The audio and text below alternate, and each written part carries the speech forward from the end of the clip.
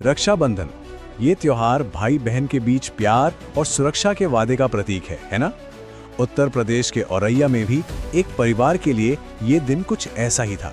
सब कुछ बिल्कुल सामान्य था, लेकिन बस कुछ ही घंटों में प्यार का ये जो बंधन था वो एक ऐसे विश्वासघात में बदल गया जिसकी कोई कल्पना भी नहीं कर सकता। ये कहानी उसी भरोसे के टूटने की है, एक बहुत ही दर्दनाक कहानी। जरा इस तस्वीर को देखिए। एक तरफ एक 14 साल की लड़की है जो अपने चचेरे भाई की कलाई पर राखी बांध रही है, वो पवित्र धागा जो सुरक्षा का वादा करता है। और फिर दूसरी तरफ बस कुछ ही घंटे बाद उसी भाई को उसकी हत्या के इल्जाम में गिरफ्तार कर लिया जाता है। मतलब ये एक ऐसा विश्वासघात है जो रिश्तों की नींव को हिलाकर रख देता है।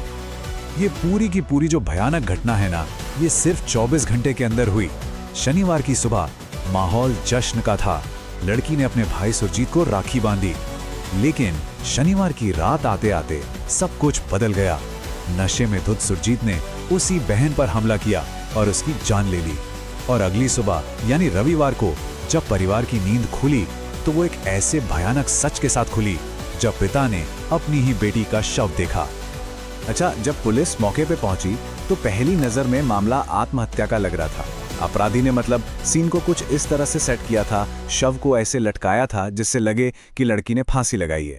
ये अपराध पर पर्दा डालने की एक सोची समझी कोशिश थी, लेकिन जो जांच करता थे उनकी अनुभवी नजरें इस धोखे को समझ गईं। उन्हें पूरा यकीन था कि जो दिख रहा है कहानी वो नहीं है। तो पुलिस ने आत्महत्या की इस झूठी कहानी को कैसे खारिज किया? कुछ बहुत ही अहम सुरागों से। सबसे पहले कमरे में कई जगहों पर खून के धब्बे मिले थे। अब देखिए, आत्महत्या के मामलों में ऐसा नहीं होता। ये खून के धब्बे एक संघर्ष की तरफ इशारा कर रहे थे। दूसरा, घटनास्थल को देखकर एकदम साफ लग रहा था कि सबूतों के साथ छेड़छाड़ की गई है, मतलब सीन को मैनिपुलेट किया गया है।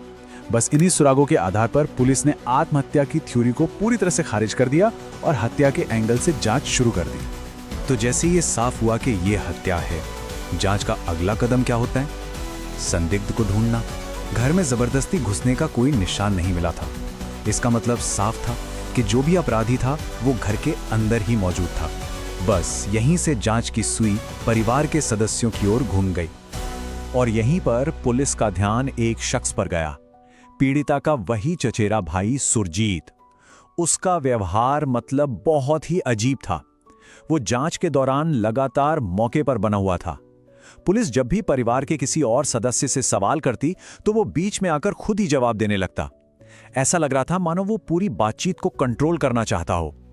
इतना ही नहीं, अगले दिन तो उसने बाकायदा पुलिस को गुमराह करने की भी कोशिश की। उसका ये सारा बर्ताव पुलिस के लिए एक बहुत बड़ा रेड फ्लैग था कि दाल में कुछ तो काला है।